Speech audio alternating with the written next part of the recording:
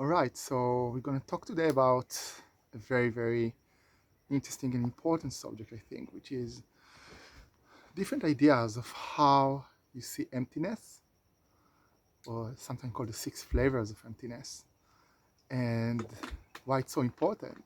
Why it's, for example, in Buddhism, it's like the critical things that make the difference between different Buddhist schools, and what it has to do with compassion.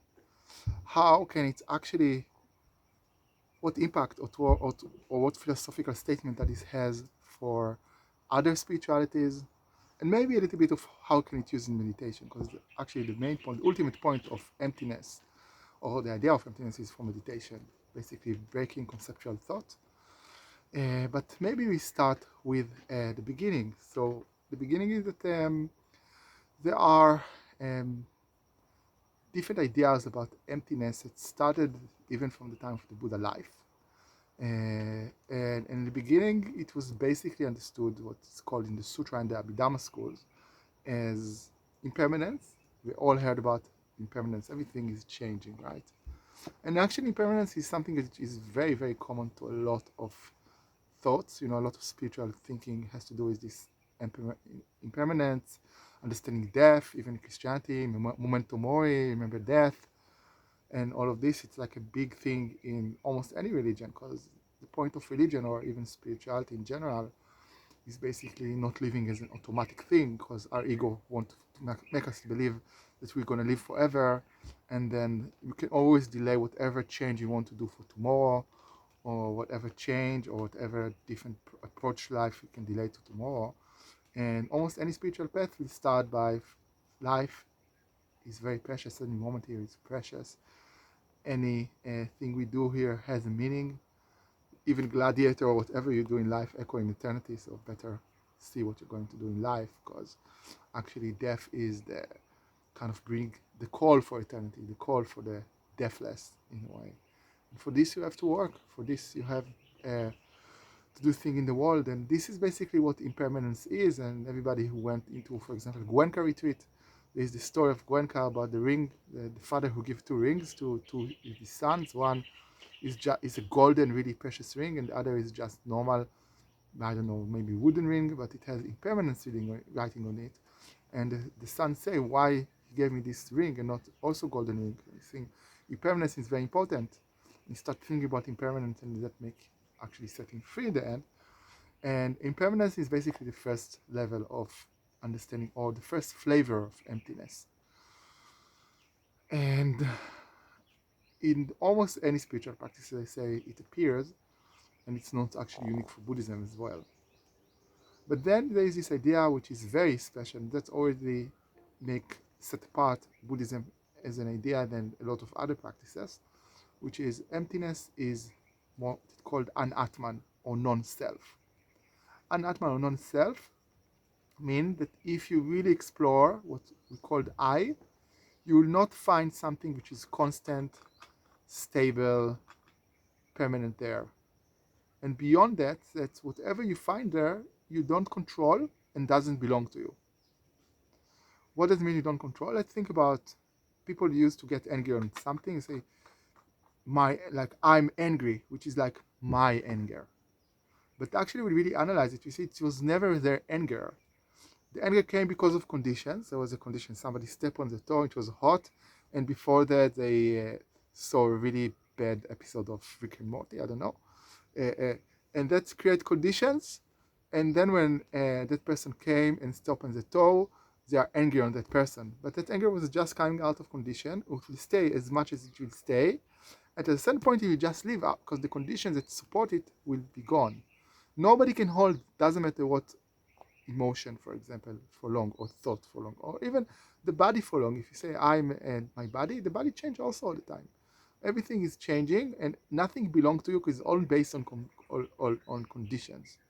So when you say my anger, or my thought, or my idea, or my beauty, or whatever you think to say that is yours or you will see that it's actually something that it was never belonged to you, because it's just matter of conditions. And basically also that you can't really identify it with yourself. So that's basically the second flavor of emptiness. And in this, already Buddhism, for example, is very different than most world religions.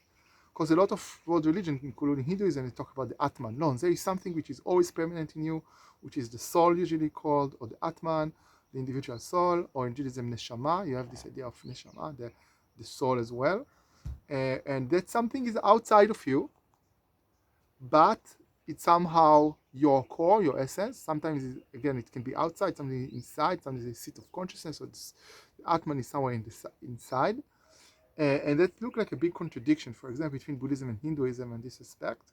And there were a lot of debates about it, that Hinduism says that there is an Atman, and the Buddhist says there isn't an Atman. And even, for example, the idea of something which is permanent is really like considered rejectable.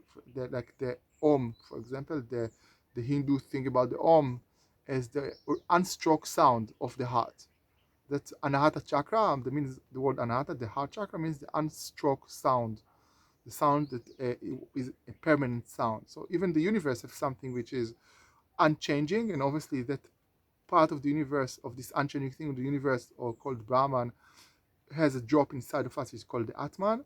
And then this is comes as a big contradiction to the idea of in Buddhism that says everything is based on condition, including whatever sound. There is a whole debate between Buddhist and Hindu about the Om sound, for example, and it shows that it cannot be something that never have a beginning.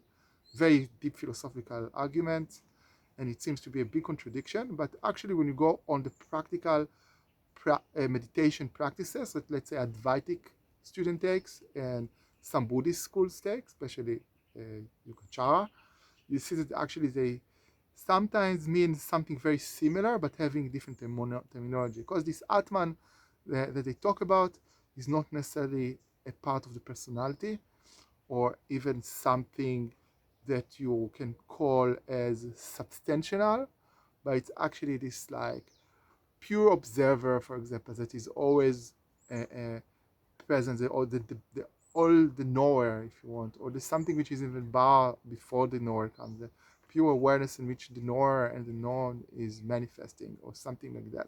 So that's already something which is not personal. It has nothing to do with the individual consciousness, for example. It has a lot to do with just like the root of what means to exist. And actually, there are some Buddhist schools that are also in favor of something like that, especially, for example, Zen, Dzogchen. They have this idea of the Rigpa, the nature of the mind in some ways, which actually very similar to some thought like Advaita.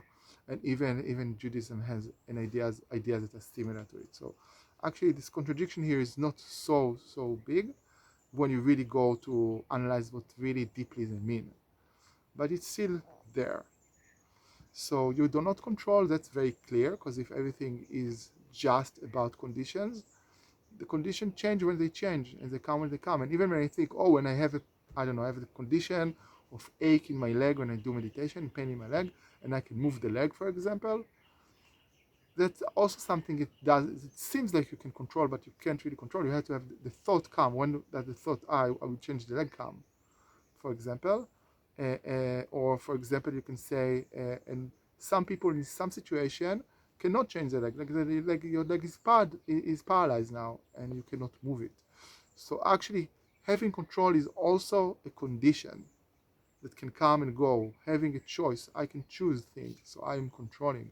What really makes the choice? So today, science says a lot of scientific research shows that even the choice, what we call choice, is just an illusion of choice, and what make us choose something is something very deep conditioning in the subconscious, and there is a rationalization mechanism that make us think, having the feeling of choosing, while what really create the choosing that I feel now this or that is actually again a set of conditioning, and you cannot really run away from this determinism in some ways.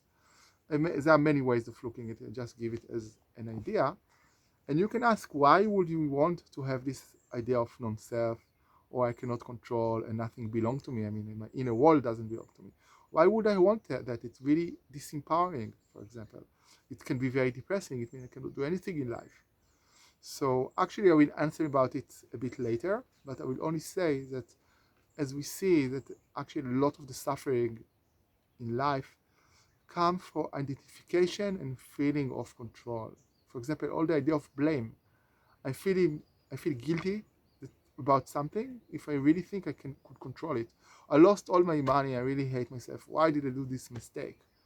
But then you really understand that who made the mistake, and you understand there was nobody there who made the mistake. That's non-self. There was certain condition and setting that create you to make the best that you could at a specific situation, or to act the best it was apparent to you with the pressures that were on you at that situation. And there was like a set of conditions that actually create specific response that led to specific situation or specific results. And there is no one there to really blame in a way. Good metaphor for this is that a guy is driving, is in like I don't know, boat, and sometimes something hit the boat from the back, and he's really angry. He turn to shout on the person from the other boat that hit him. Why not careful? Why? Then you see the boat is empty. It was just released from the shore for some reason. And then where does this rage go when he understands there is nobody in this boat? So we usually tend to have this needing to find somebody to blame, and we think that this empty boat is just like a metaphor of neglect of somebody who's supposed to tie the boat. But we are also in a way empty boats. And you can go with it very far, because let's say we think about a guy who victimized. We think a guy who was hurting, beating another guy, and then you can ask, why is this guy beating the other guy? And we can go back, because he had a bad childhood. And then we can think, okay, and that guy was really a bad day, and bad childhood has this condition. But what made him have a bad childhood? Oh, that his mother was having a bad childhood. What caused her? That her grandmother had a bad childhood, and whatever, and so on. And we can go whenever you go on chain of causality, you can get to the Big Bang, or you can take it to the beginning of time in a way, almost anything. And you can also, when you think about everything, is always dependent on everything else. Like the idea of dependency. And I think on what, for example, I don't know, the battle of waters that you now use, the metal is dependent. So you say, okay, it depends on the metal, and that metal was harvested by somebody. So it depends on the factories that use that create the metal, and on this guy who harvests the thing, and that guy is dependent on his mother and father, and they depend on the grandparents and so on, and that metal is dependent on something in the earth, and then you finally get to the creation of the planet, and you ultimately, when you see whatever, even one little thing dependent on, you get to the whole universe. So you can see that everything is codependent as well. Then you can actually kind of let go a little bit of the idea of this I, which is separate from the reality and is responsible. And that also liberates us from a lot of things. You can ask, but then there is no responsibility as well. And that's a good question to ask, but and it leads to something very deep and philosophical. And then I will not tell you that there is one solution to it. I will just say that some people will just see even this idea of choice as a process of learning. There's one thing you can say about the universe: we are learning. I mean, we wander in samsara. If we're Buddhist for long, doesn't matter how long it takes. Eventually, you're going to be Buddhas. What is a Buddha? Buddha is a being in processes that don't have ignorance. That they see themselves the way it is. If you take the Theravada, some ideas of Buddhism, so there is something called learning, and you can say that some learning can be faster or some learning can be slower, and some idea can make them fast or make them slow, like karma. As an example, when you understand karma, and somebody understands karma deeply and see what you plan to come to you, then the learning becomes faster, for example. Or emptiness, these ideas. You can ask, but what make me, you can always go with what make me see karma, what make me understand karma. This is also determined. And then we can go very far, and I would only say that there is some very, very, very fine line between choice and determinism, in which I can say that you can't really determine if determinism or free choice exists. I will only say that in many times from psychological standpoint, usually having this idea of choice is better, because then something in me can actually go on a way which is faster learning, faster removing of the ignorance that creates suffering. Because the whole idea, ultimately, everything is alive, is to go from suffering into happiness. So that's the level, the second level of what we call emptiness, which is nothing belong to me, I can't control. However, and this is actually all of these two schools have to do with of thought have to do with one kind of school of Buddhism, which is usually called the Theravada, the old people school, the old monk school. That's the original Buddhism in a way. It's 2,500 years old. People say that this idea has appeared in many other places, but in Buddhism it's very clear, this idea, and very distinguished. And that makes this whole philosophical, basically, foundation. And it's actually very interesting because when you think of everything as causalities and you think you can't control anything inside your inner being and nothing belongs to you, it usually also leads to this specific idea of liberation, which is basically a liberation of identification from the process and then fighting or having this, resistance to whatever happened, which is actually the idea of nirvana or moksha. So that's these two schools that are very famous for it, these two ideas called Sutra and Abhidhamma that hold this. But then when you go to the Mahayana schools, you have the first school of Mahayana, which is very notable, is called Yogacara. And this school idea is that both the object, subject, and the perception or the connection between object and subject, they come from the same seed. And it sounds a bit like weird. What does it really mean? But what it means actually is very simple. What it means that in every moment, basically, a mind bring to the world this magic theater or fantasism of object, subject, and perception. And the relationship between them actually is what created the feeling of happiness or feeling of suffering. And actually the same phenomena, let's say, if I'm talking about having huge bliss, orgasmic bliss, let's take it. This also can be perceived as suffering or can perceive as happiness. If I'm a monk whose whole point is controlling his energy, controlling his sexual energy and be very, very, dry, and I have this experience, it can be a big thing to resist and even a cause of suffering and shame. But if I'm a lover and I'm looking for this, it'd be big happiness. And there is this famous Zen saying that a beautiful woman, so for a monk, it's a big distortion. It's a negative thing, you perceive it as negative. For a lover, it's a source of pleasure, but for the wolf, it's just a good meal, right? So it depends, and they say that in every moment, both the observer, the observed, and the connection between them is born again and again and again. And they actually talk about this, what is called alaya vijnana, or storehouse consciousness, which is the idea that karma is kind of hold somewhere, and this is why you have continuity, because if take like old school's kind of Buddhist idea about karma, that it's basic conditions, set of conditions like cause and effect, every moment create the next moment. But they found that some yogis, they can go into total freezing of mind and body, like there is no mental activities, there is not physical entities, there is nothing like this. So the question is, how does there is continuity of mind, for example, because the mind is totally stopped. So the idea is that you have this storehouse consciousness, you have this kind of a thing, whatever it is, it's another story, this very subtle thing where karma is stored. And this really subtle thing is always existing, and it's also in a way this pure awareness type of thing. People sometimes look at it also as this pure awareness. And some practices like in Dzogchen, Advaita, Zen, Chan, all the things, they actually bring you to this pure identification with this aspect of consciousness, because there are the 5 hips in Buddhism, so consciousness is just a conditioning thing. So there is a moment I'm aware, and then a moment I'm not aware. And when you talk about normal awareness, it's one of the 5 aggregates, like I have body, I have feeling, I have perceptions, or I have volition, and I have a awareness or consciousness. So it's just something kind of condition that I think it's me, but when we sleep, we don't really think we have consciousness.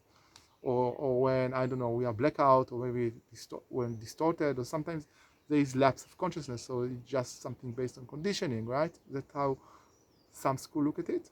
but more which we call higher school, not necessarily better or something, but later schools, then we say that there is a level of awareness which is always there. It has to do with storehouse consciousness. It's always there. This is like unpersonalized um, awareness, pure awareness, and this unpersonalized pure awareness is also experience this unpersonalized whatever is to be aware of, which is pure existence. That's actually very much like the idea in Hinduism of Satchitananda, the pure awareness, pure being, and pure knowledge. So there is this thing, Shiva and Shakti, if you want, but here it will not call Shiva and Shakti, obviously, but basically this pure awareness, nature of the mind, the Rikpa sometimes, in which everything happened, all the drama happened, but this always stays. And this is the mind stream sometimes, this thing that creates individuality, because obviously you don't have a soul, so what migrate from rebirth to rebirth? So this mind stream is what migrates, basically. And this is continuity kind of thing, but because obviously it led a lot of problems in Buddhism. For example, about karma. If I'm not the same person from moment to moment, so what is the point of doing good karma? The person who enjoyed the good karma is not the same person who created the good karma, right? Just as an example, there's a lot of paradox, and is really thinking about this continuity and whether there is self or non-self. So that's one of the answers. This is pure awareness, or which is also mind stream, will be maintained basically till eternity, and even after you reach enlightenment in the lower school. What happened to the Buddha after he dies? What happened to the flame when the conditions for it to burn extinguished? It just disappeared. It was never there from the idea of Theravada, but it's a bit like creating a suicide. It's like Theravadic practice a lot of time. It's like it's like a spiritual suicide in a way, which kind of scares some people when they really understand it.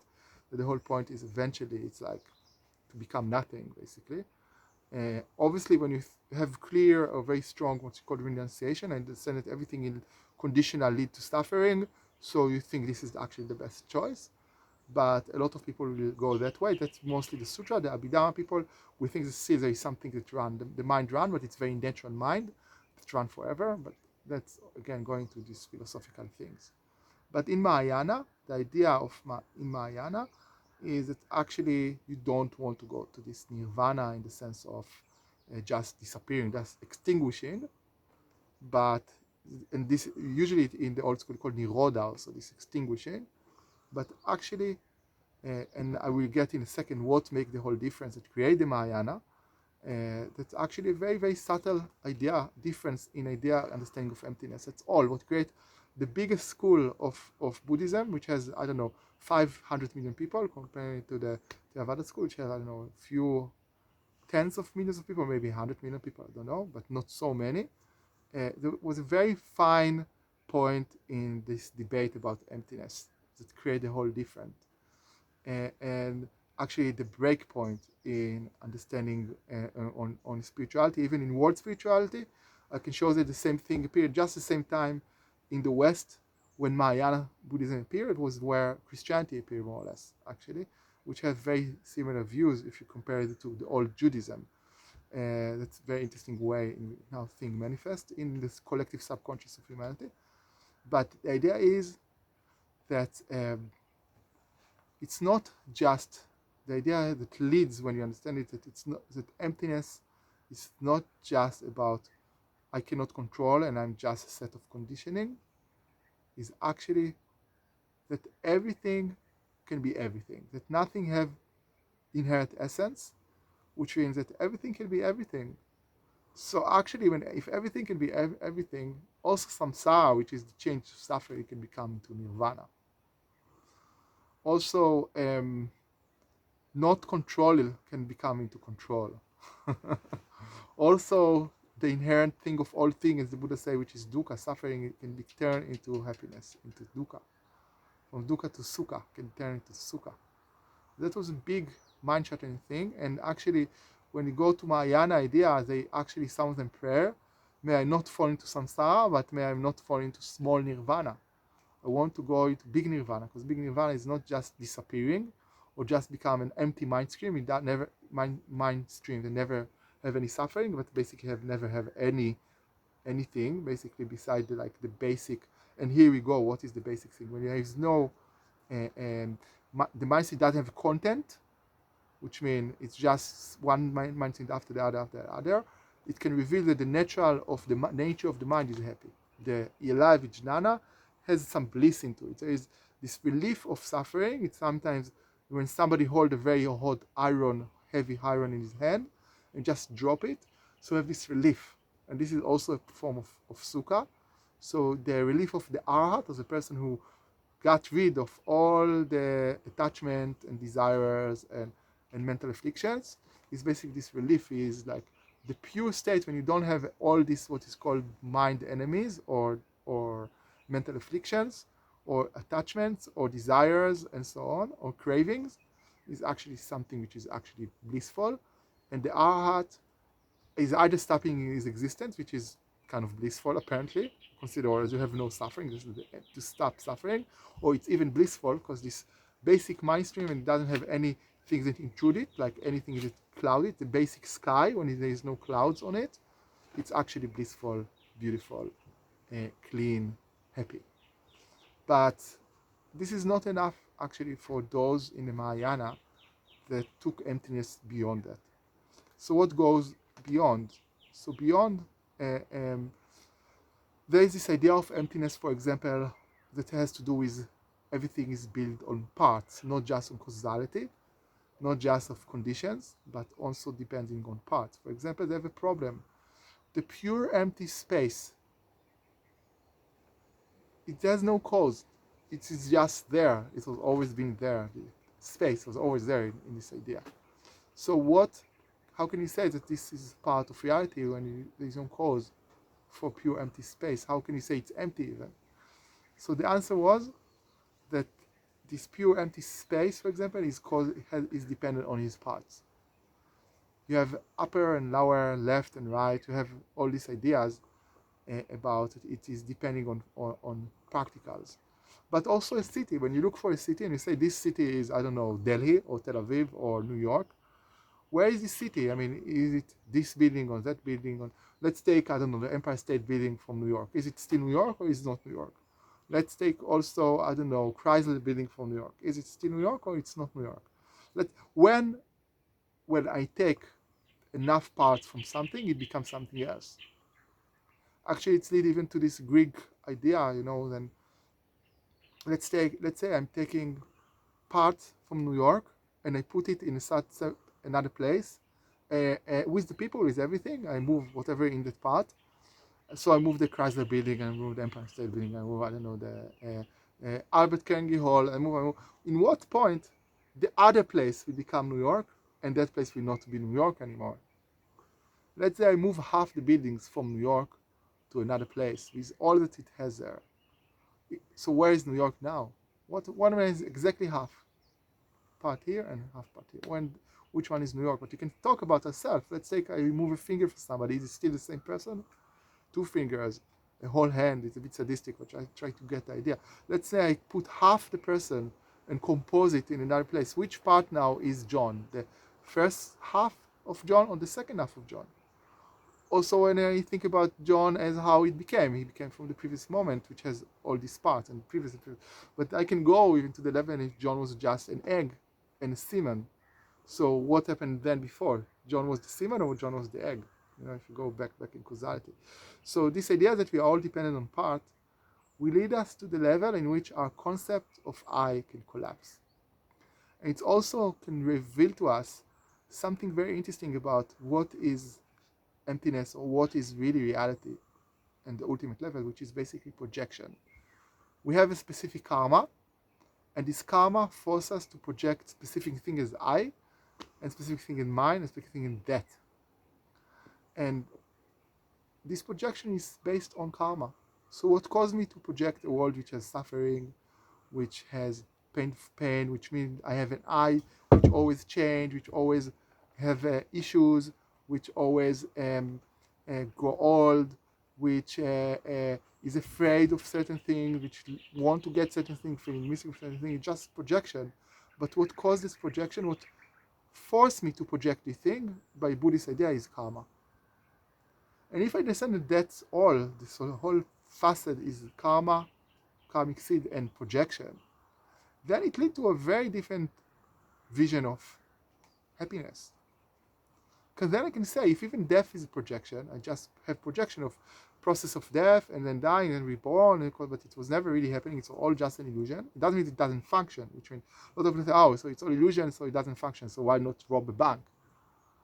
And that's a good idea. But what happens when you rob a bank? So you create specific karma, and then you might be caught and get to projects a jail that doesn't exist, and be locked in a cell that doesn't really exist from its own side, and maybe, I don't know, be hit by prisoners that doesn't exist from their own side, which means that fact that everything is projection coming from karma doesn't mean it doesn't function, doesn't mean that suffering is not there. The suffering be there, like, think about the matrix. You project the matrix, doesn't mean that when somebody shoots you, you don't feel the pain. You don't have resistance. You are in a nightmare. The nightmare is just an illusion. You wake up for the mind. It doesn't mean that in the nightmare you didn't suffer a lot. But actually, it's an amazing thing, because we understand it's all a dream. It's all like projection. That you can, in a way, engineer the dream. That you can manage to have only good dreams, or only perfect dreams even, if you understand how it is being done. And that's actually a big, big difference. And that's also where compassion is there. Because what creates the karma? So if you say, what is the objective of, or how enlightenment is seen by a Tibetan Buddhist or Mahayana Buddhist in general, but mostly Tibetan Buddhist is the core, like it's like not just going into this extinction or extinguishing thing. It's basically creating seeds that are so good, like creating such a good seed that have three phenomena.